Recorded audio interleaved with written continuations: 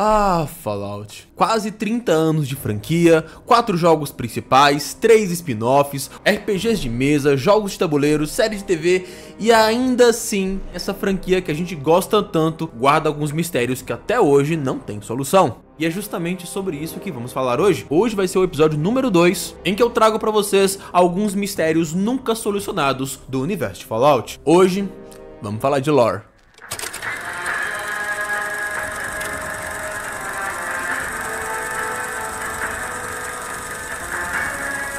Fazendo aqueles breves disclaimers que eu sempre faço. As informações de lore que eu vou trazer aqui são baseadas na minha experiência com os jogos, com a série, com as wikis. Ou seja, quando eu falo de lore propriamente dita, eu tento manter as informações o mais oficial possível. Mas quando eu começar a falar sobre possíveis soluções para esses mistérios, vai ser baseado única e exclusivamente nas hipóteses criadas por mim na minha cabeça, baseado na minha experiência com a franquia. Segundo, apesar que esse vídeo é o episódio 2 de talvez uma série, não tem necessidade de você ver o primeiro vídeo, já que os conteúdos de um vídeo não necessariamente dependem do outro. Mas se você quiser ver, eu vou deixar um card aqui. Ficou bem legal também. Outro disclaimer importante, como eu falei num vídeo anterior, é que desde o sucesso da série de TV ano passado, a franquia Fallout começou a despertar muito interesse da Bethesda e da Microsoft. Então se você ver esse vídeo alguns meses depois da publicação dele, pode ser que tenha saído um jogo novo, uma expansão do Fallout 76, ou mesmo a própria série de TV que responda a algum desses mistérios. Apesar que a maioria aqui tá há décadas sem responder, e eu não acho que eles vão responder tão cedo. E o último disclaimer é o seguinte, eu gosto de ilustrar os meus vídeos com imagens que tem a ver com o que eu falo. Só que o que acontece? Eu vou falar de ghouls nesse vídeo. E assim, o algoritmo do YouTube não lida muito bem com ghouls, porque eles são seres humanos, sem a pele, com a carne exposta, cartilagem destruída. Então o algoritmo do YouTube geralmente identifica os ghouls como gore, e aí o vídeo tem o alcance cortado e dá ruim. Então todas as imagens de ghouls que eu usar nesse vídeo vão estar em preto e branco, ok? A menos que eles sejam verdes ou amarelos. Sem mais enrolar, vamos lá, né? O primeiro mistério que eu quero trazer pra vocês é uma coisa que me deixa bem encucado desde, sei lá, 2011, 2012, que foi a primeira vez que eu joguei um Fallout na minha vida, que foi Fallout New Vegas. E quando eu comecei a produzir vídeos de Fallout, quando eu vi a série, que eu comecei a me aprofundar mais nesse universo, isso começou a me deixar cada vez mais encucado. Que é o seguinte, o que define se um ser humano vai ou não se tornar um ghoul? É porque assim, em Fallout, nem sempre quando você é exposto a uma grande quantidade de radiação, você se torna camisa de saudade. Em alguns casos, nem todo mundo. Em alguns casos, você pode passar por um processo de mutação, de ghoulificação ou necrotização, talvez, que você se torna um ghoul ou necrótico, um mutante de corpo deformado e completamente imune à radiação. Mas o que define se você vai se tornar um ghoul, um necrótico? Eu vou parar de ficar falando ghoul, necrótico, vou falar só ghoul. O que define se você vai se tornar um ghoul ou se você vai de Snyderverse ainda é um mistério. Vamos tentar conversar um pouco sobre isso. Vamos entender primeiro quais são os efeitos da radiação no corpo humano no mundo real. Deixando claro, galera, eu sou psicólogo por formação, não sou médico, físico, nem nada disso. Eu apenas pesquisei e vou trazer pra vocês pra dar um contexto pra gente falar de Lord Fallout. Então se eu falar alguma bobagem aqui, pode me corrigir nos comentários sem problema nenhum, eu vou até gostar. A gente vê falar radiação em filme, em série, jogo, mas o que é radiação? Radiação é um termo genérico que se refere à propagação de energia através do espaço ou por um meio material. Só que essa energia, ela pode se apresentar de diferentes maneiras. A luz é um tipo de radiação, como radiação ultravioleta, raios X, radiação gama, aquela do Hulk.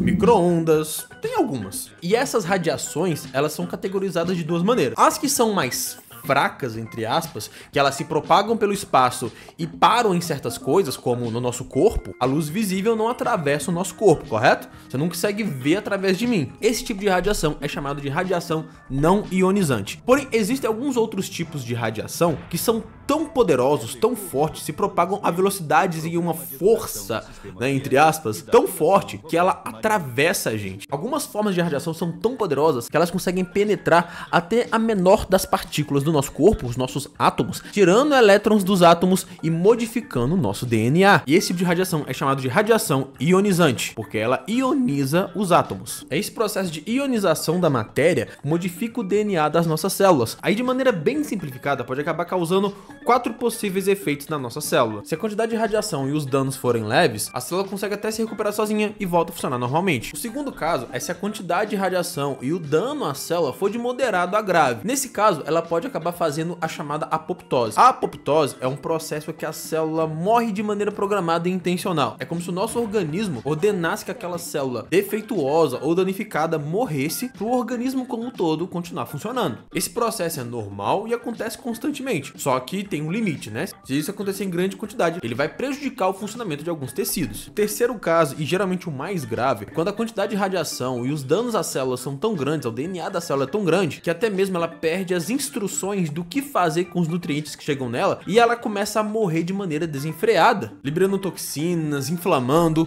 causando a chamada necrose, muito comum em queimaduras radioativas e gangrena radioativa. Mas assim, é bem feio e não recomendo vocês pesquisarem no Google Imagens, mas tem uma série bem legal chamada Chernobyl que fala sobre isso. Aí o quarto caso que pode acontecer é a célula receber uma certa quantidade de radiação, sofrer alguns danos, porém quando ela tenta se regenerar, a própria informação de como ela deve fazer isso foi danificada. Então ela se regenera, só que ela se regenera errado e se torna uma célula mutante. Mas enfim, eu dei essa volta toda, essa explicação toda pra gente falar do processo de gulificação de Fallout. Mas as informações do processo de gulificação em si são bem escassas. Mas em Fallout 4 a gente tem algumas informações que nos dão uma pista de como isso acontece. Fazendo uma breve contextualização aqui, em Fallout 4 existe um personagem chamado Ed Winter, que ele tem uma conexão com outro personagem chamado Nick Valentine. Eu não vou entrar nisso agora não, que é muito grande, mas tem que saber que Ed Winter, ele era um chefão do crime, tipo um mafioso antes da Grande Guerra. E assim, na questline que chega até ele, muita coisa acontece, mas o que importa é que ele se tornou um ghoul devido a um experimento, e em certo momento a gente encontra uma gravação no quarto dele. E a gravação diz o seguinte, abre aspas: sabe aqueles idiotas de Wicked Shipping? Aqueles que estavam contrabandeando material radioativo? Então, meti bala neles e peguei a parada. Eu tenho me consultado com esse médico na zona leste de Boston. O cara é um gênio, porra. Escuta só.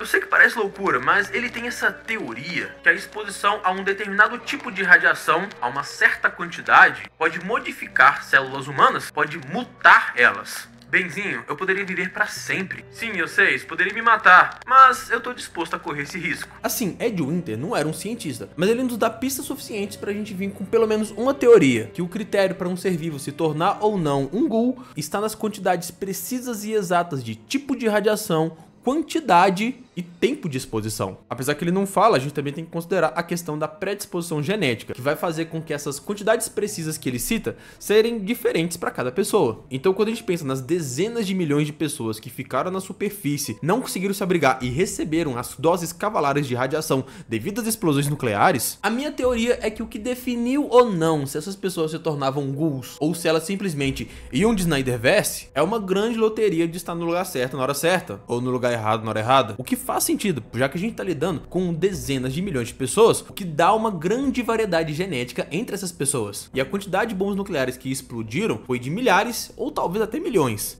Porra! Tudo isso? Eu sei que quando eu falo milhões, algumas pessoas acham que é exagero meu, mas um dia eu vou explicar por que eu acho que foram milhões de bombas atômicas. E como foram tantas bombas nucleares assim, todo tipo de situação que a gente imaginar aconteceu. E é por isso que eu digo que foi uma loteria, porque precisava da combinação dos três fatores. A pessoa precisava de estar na distância certa, porque perto demais ela simplesmente queimava ou evaporava, longe demais nada acontecia. Então tem que estar na distância certa. Tinha que ser a quantidade certa, porque quantidade de menos nada acontece. Quantidade de mais simplesmente destrói todas as células da pessoa e ela não consegue regenerar e precisa ser radiação gama, que geralmente só é emitida nos primeiros segundos das explosões. Como é necessário uma combinação de fatores tão específicos, isso justificaria que a grande maioria das pessoas, ao invés de se tornarem ghouls, simplesmente...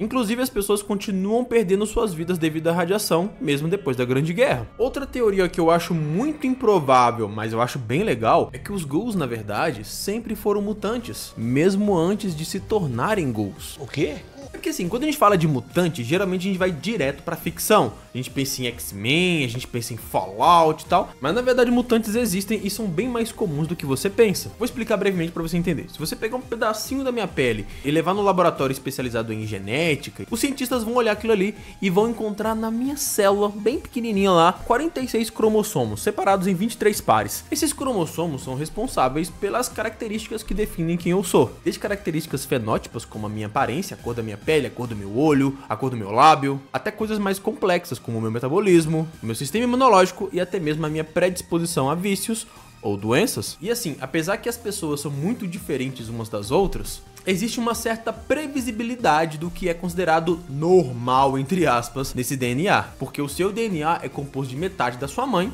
e metade do seu pai. Se os seus pais têm a pele bem clarinha e você nasceu com a pele bem escura, quer dizer que o vizinho é o seu pai. Você não é o pai.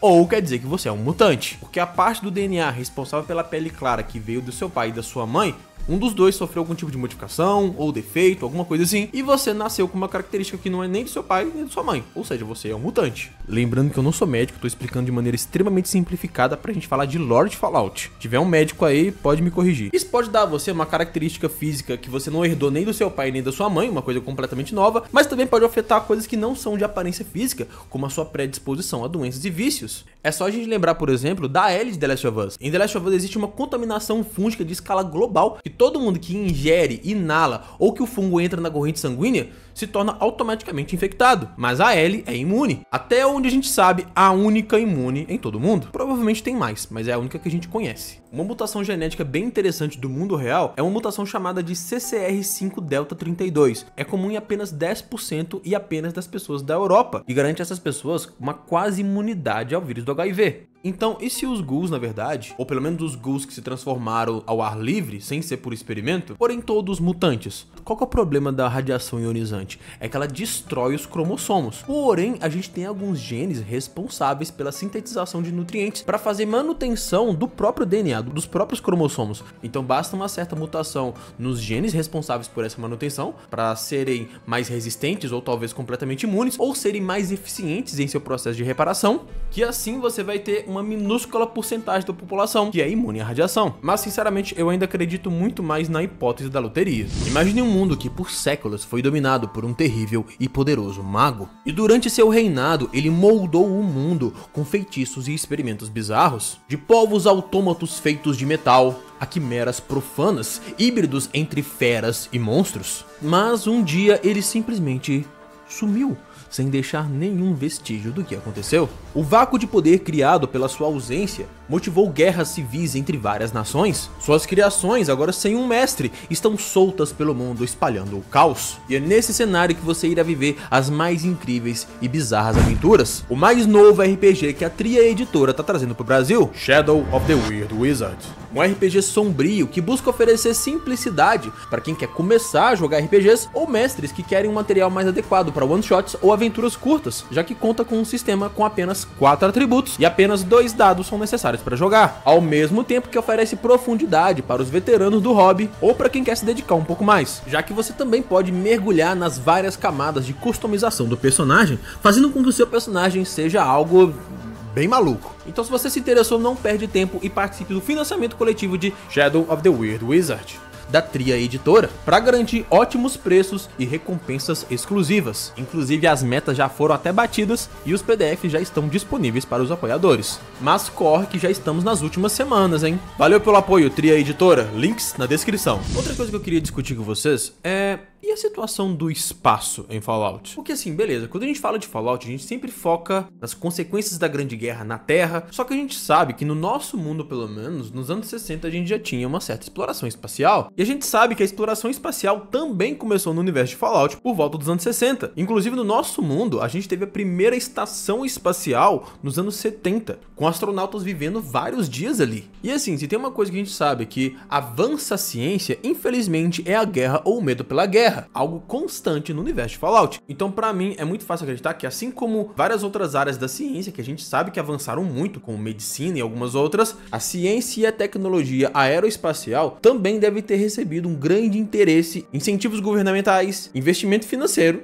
e também deve ter se desenvolvido muito mais do que a nossa. A gente até sabe alguns projetos da lore de Fallout, mas assim, quando a gente fala de projetos governamentais num contexto de guerra ou de tensão pré-guerra, as informações que chegam ao público geralmente são informações picotadas, incompletas, atrasadas, e tem muita coisa secreta por trás. A gente pode começar falando, por exemplo, do projeto Sono Profundo. O projeto Sono Profundo era basicamente uma estação espacial que seria lançada em órbita com alguns astronautas, e eles iriam ficar em cápsulas de animação suspensa por um período de aproximadamente 5 anos. E os sistemas automáticos da estação espacial iriam monitorar e registrar todos os dados biológicos relevantes sobre esse experimento. Mas aí ocorreu a Grande Guerra e a estação espacial ficou abandonada em órbita da Terra até 2103, 33 anos. Quando os sistemas que permitiam que a nave deles orbitasse a Terra começou a falhar e ela finalmente caiu nos Estados Unidos, em Appalachia. E dos 4 tripulantes, a comandante era a única que estava viva. Vocês conseguem entender o quanto que isso é interessante? Ela é uma astronauta que foi até a órbita do planeta em uma missão que poderia durar de 5 a no máximo 10 anos. Aí ela acordou 33 anos depois, com a Terra completamente devastada. Outro projeto interessante é o projeto Tiro a Marte, que era outro projeto da USSA, assim como o que eu falei anteriormente. Administração Espacial dos Estados Unidos, é o equivalente da NASA, só que em Fallout. É um projeto que o objetivo deles era chegar a Marte, e apesar de alguns problemas durante o seu desenvolvimento, estava praticamente tudo certo para o primeiro voo a Marte acontecer. Sabem qual ano?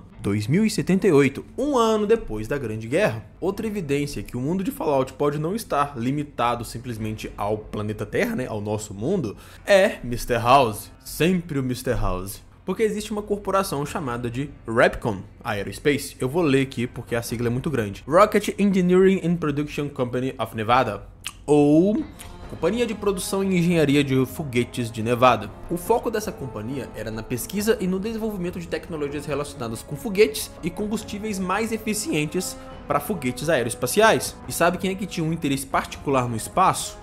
Mr. House. Eu já fiz um vídeo todo dedicado ao Mr. House, mas o que você tem que saber é que Mr. House não só conseguiu prever a Grande Guerra, como ele se preparou para ela. E ele realmente estava começando a reconstruir o mundo, usando seus recursos para isso. E em determinado momento, ele diz assim, mas não exatamente com essas palavras: me dê 20 anos, eu vou reacender os setores científicos tecnológicos e em 50 anos colocarei as pessoas em órbita. Outra evidência é que Mr. House comprou a Repcon em 2075, 2 anos antes da Grande Guerra, fazendo da Repcon uma subsidiária da Robcon Industries. E sabe qual foi a primeira coisa que ele fez quando ele comprou a Repcon? Ele investiu pesado na segurança e nos dispositivos para garantir o sigilo e a proteção de informações, documentos e projetos confidenciais. Tô falando de muita coisa mesmo, tô falando de sensores de reconhecimento facial, scanners de crachá, torretas fortemente armadas em vários pontos, e os setores mais sensíveis, os funcionários tinham senhas que mudavam todos os dias. Então, considerando que Mr. House já tinha uma boa noção de quando a guerra ia acontecer, pra mim não faz muito sentido ele comprar a Repcon em 2075 e já investir tanto em segurança e confidencialidade, a menos que ele já tivesse um projeto encaminhado na Robcon e usasse a expertise e os recursos da Repcon para finalizá-lo. E assim, galera, no nosso mundo, no mundo real, desde 2000 sempre existiu alguém no espaço. Assim como no nosso mundo, sempre existiu vigilância e espionagem entre os países, principalmente na Guerra Fria, incluindo satélites, porque, bem, qual é a melhor maneira de você olhar um outro país se não do espaço? Então a gente pode imaginar que no universo de Fallout, que as tensões entre as nações são muito mais intensas do que no nosso mundo, e isso há mais de 100 anos, teria um investimento massivo nesse tipo de tecnologia. E tem, a gente sabe de vários satélites de espionagem no mundo de Fallout, tanto soviéticos, como chineses, americanos, como também a gente sabe de armas orbitais. Sim, eu tô falando de satélites que na verdade são armas apontadas para alvos específicos. Um exemplo que a gente sabe é o Arquimedes 1 e 2, que são basicamente armas orbitais que concentram raios solares em uma poderosa e destrutiva rajada de energia em alvos que você seleciona na Terra. E aí, tá gostando do vídeo? Então não se esquece de curtir o vídeo e se inscrever no canal. Ah, e manda esse vídeo para alguns amigos que você acha que vai gostar, que isso ajuda pra caramba. Você tá falando que não gostou do vídeo? Cara, você tá aqui há 18 minutos, para de mentira. Agora, se você quiser ajudar mesmo, tem uma maneira excelente e você não vai gastar nada mais do que você já gastaria nas suas compras. É só toda vez que você for fazer uma compra na Amazon, você usar o meu link que vai estar aqui na descrição ou apontar a câmera do seu telefone pro QR Code que tá na tela. Toda vez que você faz uma compra usando o meu link ou o meu QR Code, um pedacinho do valor vai vir pro canal, ao invés de ir pra Amazon, que é uma empresa super bilionária. E a terceira forma de ajudar é você considerar se tornar um membro. A partir do valor de um pão de queijo, você ajuda diretamente no desenvolvimento e na sobrevivência do canal. E em contrapartida tem algumas recompensas bem legais. E eu tô até pensando numa forma de reformular o clube de membros. Eu tava pensando em criar um game club. Uma vez por mês eu organizar uma videochamada entre os membros pra gente falar de um jogo antigo que a gente decidiu jogar naquele mês. Ainda tá no campo das ideias, quem sabe dá certo. No mais, eu agradeço pelo apoio de vocês, que isso é muito importante, e vamos voltar pro vídeo. Então a gente já estabeleceu que existem evidências evidências suficientes pra gente dizer que no universo de Fallout existe coisa no espaço. Lembrando que quando eu falo coisa, eu não estou considerando alienígenas. Isso é outro departamento. Eu tô falando de coisas criadas pelo ser humano, principalmente coisas antes da guerra. Então agora tá na hora da gente botar a nossa cachola pra funcionar e começar a pensar em teorias e hipóteses. Então eu vou falar algumas hipóteses que eu tenho, de coisas mais prováveis que existam no espaço a coisas menos prováveis, ok? Assim, as coisas mais prováveis são aquelas que a gente já tem certeza, né? Então vou começar falando de satélites, espionagem e armas orbitais. Pode esperar que nos próximos jogos, séries, animações, o que vier, a gente vai ter satélite, vai ter arma que dispara míssil do céu, vai ter muita coisa doida, isso aí é certo. Acima disso aí eu posso falar de alguns satélites tripulados. Então provavelmente em algum momento a gente vai ter informações sobre satélites que no momento da Grande Guerra estavam sendo tripulados, ou que no momento que estoura a Grande Guerra, eles estavam passando por manutenção. Esses astronautas simplesmente não puderam voltar para casa, faleceram no espaço, presos aos satélites que eles estavam tentando dar manutenção. Outra hipótese que eu acho bem legal são estações geoestacionárias, estações espaciais, assim como a nossa Estação Espacial Internacional. Sabe uma coisa interessante? No nosso mundo, os astronautas já conseguem cultivar alimento na estação espacial. E se a gente está falando de cultivar plantas, cultivar alimento, a gente também está falando de consumir gás carbônico e produzir gás oxigênio. Ou seja, se a gente extrapolar um pouco a realidade para o exagero de Fallout, a gente pode ter literalmente um vilarejo inteiro estabelecido em uma estação espacial. E assim, desde a Grande Guerra já tem mais de 220 anos. Então, se por acaso nessa estação espacial tivesse uma equipe de astronautas ali de mais ou menos, sei lá, 5 pessoas, 2 mulheres, 3 homens, algo assim, 220 anos dessas pessoas aceitando que a vida delas é aquilo, eles provavelmente iriam se reproduzir, iriam cultivar e iriam criar uma sociedade com as regras próprias e com a própria realidade ali. Isso seria simplesmente incrível e muito interessante. Tá aí uma coisa que eu gostaria muito de ver no Fallout 5. Imagina uma DLC, você pega um foguete, sobe, uma estação espacial gigante. Cara, isso seria muito doido. Do lado dessa ideia, existe uma possibilidade que vai conectar diretamente a Vault-Tec. A Vault-Tec, se você não sabe, provavelmente você sabe, né? Era uma empresa que teve o empreendimento trilionário dos Vaults, o projeto Safe House, que basicamente ela construiu diversos abrigos nucleares subterrâneos por todo os Estados Unidos. Considerando a quantidade absurda de dinheiro que a Vault-Tec estava mexendo, você não acha que existe a possibilidade de ter pelo menos um Vault geoestacionário, pelo menos um Vault espacial? E eu acho bem possível, sabe por quê? A gente sabe que vários Vaults ficaram bons anos respondendo a alguém, a uma central, algum tipo de administração. E apesar que a gente tem algumas informações que sugerem que esse Vault pode ser o Vault 0, que a gente encontra em Fallout Tactics, para mim faria sentido que o Vault principal, o Vault das lideranças mesmo da Vault-Tec, não ficasse na Terra, para ter 0% de chance de ser destruído ou afetado pelas bombas. E qual lugar melhor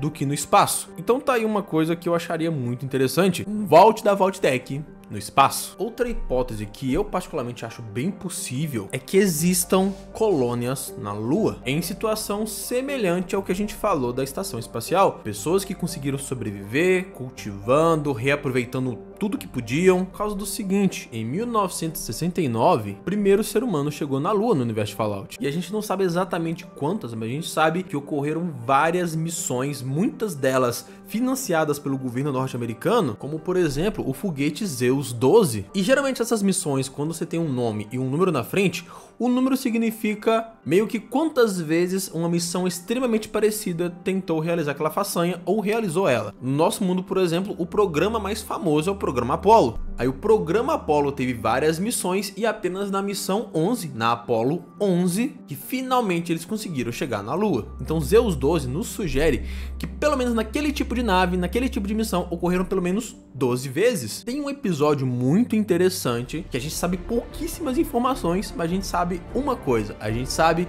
que forças militares norte-americanas já lutaram na superfície da Lua. E a propaganda política diz que eles lutaram para proteger a liberdade na nação norte-americana. Assim como também existem algumas armaduras potentes, algumas Power Armor específicas para atuar no vácuo do espaço. E assim, sabe uma coisa que é muito abundante na Lua? Pelo que eu pesquisei, não é citado na lore de Fallout, mas é muito abundante na Lua. E vai bater direto com aquela coisa que eu falei da Replicon, de buscar combustíveis alternativos buscando a fissão nuclear, que é o tal do hélio 3. O hélio 3, ele existe em abundância na superfície lunar e ele é um isótopo raro que pode ser usado para fissão nuclear limpa. Então, o que eu acho é que os Estados Unidos não só tem colônias na Lua, como tem bases militares, bases de pesquisa e até mesmo centros de escavação. Mas aí aconteceu a Grande Guerra, eles ficaram completamente incomunicáveis e tiveram que se virar. Então existe uma boa possibilidade de ter sim bases lunares ainda em funcionamento com sobreviventes. A gente pode expandir a teoria das bases lunares, porém com menos probabilidade para Marte. Uma coisa é você chegar e fazer bases na Lua. Outra coisa completamente diferente é em Marte, é muito mais longe e exige muito mais trabalho. Mas ainda assim é Fallout, né? Vai saber. Tudo que eu falei pra Lua vai valer pra Marte, só que com bem menos probabilidade, porque eu achei poucas informações sobre a exploração de Marte. E por último, mas a mais doida de todas, que eu acho menos provável, mas ela tem uma certa base na lore de Fallout, é que existe em algum lugar do espaço profundo, viajando a dezenas de milhares de quilômetros por hora, uma nave multigeracional em direção a algum planeta distante. Vamos contextualizar, deixa eu fazer uma breve contextualização. O que é uma nave multigeracional? Imagina que você constrói uma grande nave que cabe 200 pessoas. Essas pessoas vão ter um ciclo de vida de no máximo 100 anos. Porém, a viagem que você pretende que essa nave faça vai demorar 450 anos. Quais são suas opções? Você pode direcionar a nave o mais precisamente possível para onde você quer e bota todo mundo em criogenia, ou seja, as pessoas vão ficar congeladas, né, criogenadas por décadas ou séculos até a data que os computadores foram pré-programados para acordar esse pessoal. Uma nave interestelar com a tripulação criogenada tem base em Fallout, a gente sabe das naves e sabe que tem criogenia, só a gente lembrar do Vault 111 do Fallout 4. Ou você pode criar uma nave multigeracional. O que é uma nave multigeracional? Imagina que essas 200 pessoas, elas têm o compromisso e a obrigação de se reproduzir na nave, ensinar tudo que elas sabem, ou o máximo possível do que elas sabem, para essas pessoas que vão nascer, e essas pessoas vão nascer já encarregadas de continuar a missão de seus pais e seus avós. Isso é uma nave multigeracional. Originalmente, os planos mais iniciais de Fallout, os Vaults, na verdade, eles eram um grande experimento para estudar a viabilidade e as melhores estratégias para fazer uma nave multigeracional funcionar. Basicamente, a Vault-Tec ia gerar os dados que iria alimentar os algoritmos e os computadores e os profissionais da Enclave, e a Enclave ia construir essa nave. Nessa nave iria tripular e abrigar as mentes mais brilhantes e inteligentes dos Estados Unidos, que iriam viajar a um planeta distante e recomeçar a raça humana. Até onde a gente sabe, essa nave nunca foi concluída. Mas é aquela coisa, né? Basta um roteirista pegar uma caneta e escrever "foi concluída". E pronto, a gente tem. Então existe a possibilidade que em algum lugar do espaço profundo exista uma nave gigantesca cheia de pessoas em direção a algum planeta distante. Mas como isso não é só uma teoria, isso é uma ideia descartada de Fallout, eu acho que ela não aparece mais em Fallout. Mas tem uma outra franquia, uma franquia aí irmã do Fallout, né? Que também é da Bethesda, que eu acho que pode ser possível. Inclusive, eu acho que pode aparecer como um easter egg de Fallout, que é um possível Starfield 2. Nossa, Starfield 2 vai demorar no mínimo uns 15 anos pra sair. Em um pouco provável Starfield 2, daqui uns 15 anos, pode ser que você encontre uma nave multigeracional que tenha um Vault Boy, que tenha um pessoalzinho ali de uniforme azul. Um easter egg bem legal, né? Então é isso, pessoal, muito obrigado pela companhia de vocês até aqui. Não se esqueçam de curtir o vídeo, se inscrever no canal, que isso é muito importante. E se for fazer compras na Amazon, use o meu link, porque isso ajuda bastante, hein? Confere os links dos patrocinadores, isso também ajuda bastante. No mais, fiquem bem e até a próxima.